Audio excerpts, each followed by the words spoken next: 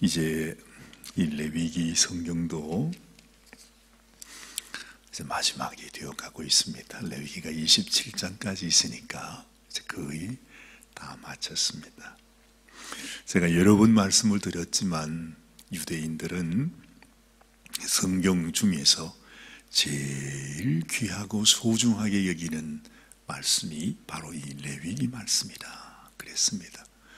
그래서 유대인들에게 성경을 가르칠 때 가장 소중하게 아주 말씀을 다 외우도록 하는 것이 이 모세 오경 중에서도 그 중간에 있는 이 레위기, 그렇죠? 이 레위기 성경을 그렇게 소중하게 여긴답니다. 우리는 레위기 성경만 없으면 좋겠다. 아니, 이게 왜 성경에 들어가서 그야말로 레위기는 바로 나의 위기라 뭐 그렇게 우스갯소리도 합니다만은 그렇게 소중한 말씀입니다. 이 말씀 속에서도 모든 말씀이 다 귀하지만 이제 마지막을 이렇게 다가가면서 하나님이 우리에게 주시는 말씀 중에 가장 소중한 말씀, 이제는 그야말로 그 모든 말씀을 다 이렇게 축약해서 우리가 참기름을 이렇게 짜면, 깨를 짜면 참기름이 나오듯이 하나님께서 우리에게 주시고자 하시는 말씀 중에서도 가장 소중하다고 여겨지는 말씀을 우리에게 주시고 계십니다. 오늘은 지금 무슨 말씀입니까? 우리가 너무너무 익숙하게 듣는 이 성전 안에서의 이 등잔불을 끄트리면 안 된다. 그 말씀을 하는 거잖아요. 여러분, 성경에서 우리가 등잔불이라 그러면 바로 이 세상에 오신 빛이 되신 예수 그리스도를 의미합니다. 이 세상에는 뭐 여러 가지 빛이 있죠.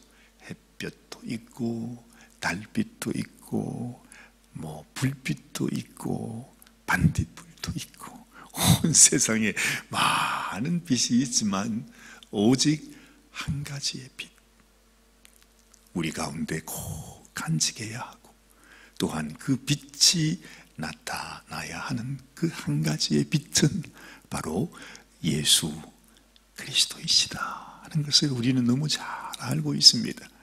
그래서 예수님 스스로가 나는 이 세상의 빛으로 왔다 그랬죠. 그러면서 예수님이 우리에게 하시는 말씀이 이제는 너희가 세상의 빛이라 그렇게 말씀합니다. 온 세상에 비추이시는 빛이 있었나니 하고 요한복음에서도 예수님을 전가하고 있지 않습니까? 그러니 지금 옛날 그야말로 오래전에 이스라엘 백성들을 향하여 주신 말씀이지만 지금 오늘 이 아침에도 우리에게 주시는 간절한 하나님의 귀한 말씀인 것을 우리가 알게 되는 것입니다. 자, 한번 그런 생각을 하시면서 이 말씀을 다시 한번 읽어보면 좋겠습니다. 자, 2절 말씀입니다. 이스라엘 자손에게 명령하여 불을 켜기 위하여 감람을 찢어낸 순결한 기름을 네게로 가져오게 하여 계속해서 등잔불을 켜둘지며. 그래요. 제가 찢어낸 이렇게 발음을 했는데 아마 이 발음이 바른 발음이 아닌 것 같아요. 감람을 찢어낸 이렇게 해야 됩니까? 찢는다는 것은 종이를 찢는다는 것이고 이렇게 그러니까 찌어, 그렇죠? 그건 이제 절구통에다가 그 올리브를 넣고 올리브를 뭐 어떻게 하는지는 저도 뭐 잘 모르겠습니다. 그걸 뭐 절구통에 넣고 찢는 것인지 아니면 뭐 통에다가 넣고 정말로 그 참기름 짜듯이 그렇게 짜면 그 올리브 열매에서 이 기름이 나온다고 하잖아요. 근데 오늘 성경에는 보니까 그 감람, 바로 올리브입니다. 올리브. 감람을 찌어낸 순결한 기름을 내게로 가져오게 해서 계속해서 등잔불을 켜둘지며 그래요. 이 빛이 등잔불에서 피어나기 위해서, 그렇죠? 이 올리브가, 그 많은 올리브가 얼마나 고통을 당했는가. 올리브에도 생명은 있잖아요. 뭐 식물이긴 하지만 바로 이것이 뭘 의미하는 것입니까? 우리 주님께서 이 땅에 오셔서 마지막 이 세상에서 그 마지막 자기의 생명을 우리를 위해서 내어주실 때에 우리 주님 마지막 기도하신 곳이 바로 감람산이지 않습니까? 감람산이 뭡니까? 바로 올리브 나무로 가득 들어찬 올리브 산입니다. 그렇죠? 거기서 예수님이 어떻게 기도하세요? 땀이 빗방울이 되도록 정말 자기의 온 몸을 다 찧어서 가루가 되는 그런 심정으로 하나님 앞에 간절히 기도하지 않습니까? 그 고통이 얼마나 심했으면 아버지여 이 잔이 내게서 지나가게 하옵소서 할 수만 있으시거든. 그렇지만은 나의 원대로 하지 마시고 아버지 원대로 하여 주옵소서. 아버지의 뜻이 이루어지기를 그렇게 원했던 우리 주님이십니다. 그게 뭘 의미하는 것입니까? 바로 이 말씀을 의미하는 것입니다. 그렇죠? 자기 몸을 완전히 찧어서 그 몸에서 그 땀방울이 핏방울이 되듯이 그 기름이 나와서 그 기름으로 세상에 빛을 비춘다 이 말입니다. 바로 주님의 그 모습을 가리키는 거예요. 이 성전에 나와 있는 모든 기물들, 모든 것들이 다 우리를 위하여 생명 주신 우리 주님을 가르친다는 사실을 우리 마음에 꼭 기억하시기를 바랍니다. 자, 3절 말씀. 아론은 회막안 정극의 휘장 밖에서 저녁부터 아침까지 여호와 앞에 항상 등잔불을 정리할지니는 너희 대대로 지킬 영원한 규례라. 그는 여호와 앞에서 순결한 등잔대 위에 등잔대를 항상 정리할지니라. 우리도 항상 주님, 내가 어떤 상황, 어떤 형편 속에서도 주님, 이 세상의 빛으로, 소금으로 살아가게 하여 주옵소서. 그렇죠? 우리가 우리를 늘 비춰주고 있는 태양빛도 아마 태양빛이 빛을 잃어버릴 때가 이 세상의 마지막 재앙을 알리는 때라 하지 않습니까? 저 해가 뭘 또 의미하겠어요? 하나님이 만드신 모든 창조물을 통해 세상 만물을 통해서 하나님께서 자기의 형상을 나타내신다. 자신의 살아계심을 우리에게 보여주시는 것이다. 로마서에서는 그렇게 말씀하지 않습니까? 저 해가 빛이 없어져 버리면 세상이 끝나듯이 여러분 우리에게도 이 주님의 빛이 나를 통해서 드러나지 않으면, 좋은 때는 드러나는데 내가 기분 나쁘고 뭐 형편이 어렵고 그러면은 그냥 빛이 꺼져버려요. 그러면 아무 소용이 없습니다. 항상 그 성전 성막 안에는 그 빛밖에 없어요. 세상에 다른 빛은 없습니다. 그게 뭐 반딧불이 들어갈 수도 없습니다. 다른 어떤 햇볕도 거기에는 들어갈 수가 없습니다. 전혀 거기에는 빛이 들어갈 곳이 없어요. 오직 한 가지 빛, 이 등잔불 빛만 거기 있는 것입니다. 내 안에도 우리 주님만이 나를 비추시고 또한 나를 통해서 이 세상을 비추어 주시는 그 빛된 삶이 소중하다는 것을 말씀해 주고 있는 것입니다. 자, 5절 말씀은 보니까 하나님께서 진설병을 얘기합니다. 진설병이라는 게 상위에 이렇게 진설해 놓은 떡이라 이 말이죠.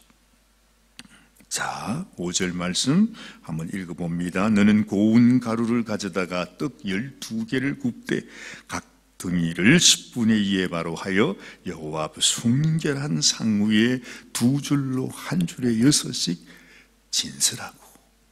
자, 여러분, 이건 무엇을 의미하는 것 같아요? 너는 세상의 빛이라 하는 걸 말씀하면서 또한 여기에 이 진설병에 대해서 말씀을 하는데, 도대체 이게 무슨 뜻으로 하나님은 우리에게 말씀을 해주는 것일까? 말할 것도 없이, 여러분, 주님은 이 땅에 무엇으로 오신 겁니까? 우리를 위한 생명의 떡으로, 그렇죠? 생명의 양식으로 주님이 오셨습니다. 그래서 주님이 친히 말씀하기를, 너희가 나를 먹지 아니하면, 너희가 내 살을 먹지 아니하고 내 피를 마시지 아니하면 결코 영생을 얻을 수가 없다. 결코 아버지 앞에 나갈 수도 없고 하나님의 백성이 될 수 없음을 말씀해 주고 있습니다. 그렇죠. 누누이 말씀드리지만 우리가 평생을 이렇게 예배 자리에 와서 하나님 앞에 예배를 드린다 해도, 내가 예배를 드리는 것은, 이 자리에 나온 것은 그 하나님 아들이신 우리 주님, 우리의 생명의 떡으로 이 땅에 오신 예수님을 먹기 위해서 나오는 거예요. 그렇잖아요. 내가 교회를 나오면서도 예수님을 먹지 않으면, 그래서 예수님의 살이 내 살이 되고 예수님의 피가 나의 피가 되어야만 우리가 하나님의 자녀로 하나님께 나갈 수 있다, 이것입니다. 근데 예수님께서 가장 안타까워하시는 것이, 주여 주여 주님의 이름을 부르는데 마지막 날에 주님이 보니까 그들이 예수님을 먹는 자들이 아니야. 그 예수님 뭐라고 그러겠어요? 너희는 나를 위하여 선지자 노릇을 하고 나를 위하여 무슨 귀신을 쫓아냈다 그러고 많은 권능을 했다고 얘기하는데, 내가 보니 나는 너희를 전혀 모르겠다. 불법을 행하는 자들아, 내게서 떠나가라. 그렇게 예수님이 한단 말이에요. 그래서 여러분, 나더러 주여 주여 하는 자마다 천국에 들어가는 것이 아니고 오직 아버지의 뜻대로 행하는 자, 그 사람. 그게 어떤 사람이겠어요? 바로 오늘 레위기 24장의 말씀을 기억하는 사람. 세상에 빛 대신 예수님이 내 안에 계셔야 하고, 우리의 생명의 뜻 대신 주님이 항상 우리 안에서 생명의 양식을, 오늘 이 아침에도 지금 우리가 양식을 먹고 있지 않습니까? 아침에 주시는, 하늘에서 주시는 만나입니다. 이것을 내가 감사함으로 먹고, 그렇습니다. 주님만이 나의 양식이십니다. 정말 이 은혜로 사는 것입니다. 그렇죠? 그래서 하나님은 우리를 통해 영광 받기를 원하세요. 마지막으로 하나님 하시는 말씀이, 너희가 인생을 살아가면서 나의 이름을 모독하는 인생이 되어서는 안 된다. 심지어 오늘 여기 보면 한 사람이 하나님의 이름을 저주했다 그래. 분명히 이스라엘 백성이에요. 어머니는 이스라엘 여인이고 아버지는 애굽 사람이라고 하지만 어쨌든 하나님께서 자기 백성으로, 그 하나님의 백성 가운데 같이 살아가는데, 도대체 무슨 일인지는 모르지만 무슨 사연도 있었겠죠. 근데 이 사람이 다른 사람과 함께 싸우면서, 왜 다른 사람과 함께 싸우면서 하나님의 이름을 저주합니까? 용서받을 수 없는 죄악입니다. 여러분, 이 세상에 아무리 힘들고 어려운 시험도 들 때 있어요. 그렇죠. 우리 인생이니까 우리는 우리들끼리 서로 미워하기도 하고 티격태격 싸우기도 하고 네 죽네 내 죽네 뭐 그러면서 그렇게 살 때가 있을는지 모르지만은 언제라도 하나님의 이름을 저주하는 그런 인생이 되어서는 안 돼요. 그렇죠? 우리 인생의 목적 하나, 그것은 하나님께 기쁨을 드리고 내가 먹든지 마시든지 무엇을 하든지 하나님의 영광을 위해서 하는 것이다. 사도 바울의 말씀 내가 항상 기억하면서 주님, 내 안에는 빛 대신 주님이 계시고 생명의 양식이 계신 주님이 계십니다. 지금 내 몸은 나의 몸이 아니라 주님의 것입니다. 주님만이 영광을 받으시되 우리가 입술로 범죄하지 않도록 하나님 오직 주님께 영광 올려드리는 이런 성전의 기물이 되게 하여 주옵소서. 얼마나 영광스러워요. 그치요? 보잘것없지만은 그러나 성전 안에서의 등잔, 빛을 품어내는 등잔입니다. 성전 안에서의 그 조그마한 진설병 12개, 6개 그렇게 상에 올려놓습니다. 그것은 제사장들이 먹는 또한 양식이었지만 하나님은 몇 번이고 말합니다. 이것은 거룩한 것이다. 거룩한 것이다. 여기 보세요. 9절 말씀에 이 떡은 아론과 그의 자손에게 돌리고 그들은 그것을 거룩한 곳에서 먹을지니 이는 여호와의 화제 중 그에게 돌리는 것으로서 지극히 거룩함이니라. 이는 영원한 규례이니라. 이렇게 말씀합니다. 우리도 하나님 앞에 하나님, 나 같은 죄인 이제는 하나님이 불러주셔서 하나님 앞에 예배하며 주께 영광 올려드리는 거룩한 당신의 성전이 되었습니다.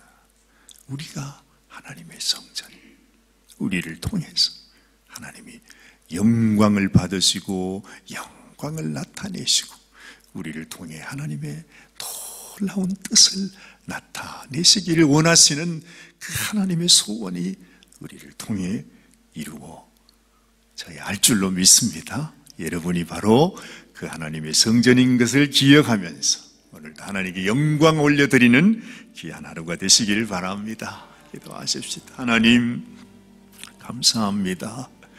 우리가 무엇이간데 주님 정말로 이 세상에서 죄악의 종으로 마귀의 종으로 아무 소망 없이 살 수밖에 없었던 그런 인생이었습니다. 하나님, 그런데 하나님께서 우리를 불러주시고 우리의 모든 죄와 허물을 다 용서하시고 당신의 보혈로 우리의 모든 죄를 가리워 주시고 이제는 내가 너희 죄를 인정도 하지 않는다 하시면서 주님, 우리를 완전한 하나님의 성전으로 삼아주심을 감사하고 감사합니다. 하나님, 참으로 이제는 하나님께 영광을 올려드리고 이 세상, 어두운 세상, 죄악으로 가득한 이 세상 속에서 우리가 빛이 되어 우리가 등잔불이 되어서 우리 주님의 빛을 밝히는 그런 인생이 되기를 원합니다. 하나님, 오늘도 우리를 위해서 생명의 양식으로 당신의 살과 피를 우리를 위하여 내어주셨습니다. 주님, 이 생명의 양식을 우리가 먹고 주님, 우리의 삶 속에 우리가 아니고 우리 주님이 살아계시는 주님께 영광을 올려드리는 그런 인생 되게 하여 주시옵소서.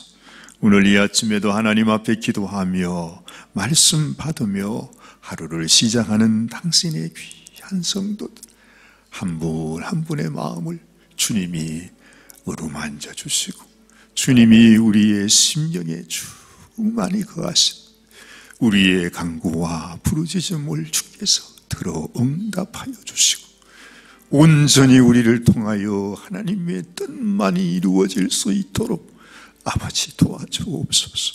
때로는 우리가 아버지의 뜻이 이루어지는 것을 감당하지 못해서 정말 아버지 잔을 내게서 지나가게 해달라고 물리쳐 달라고 그렇게 기도할 때도 있지만 아버지 어찌합니까?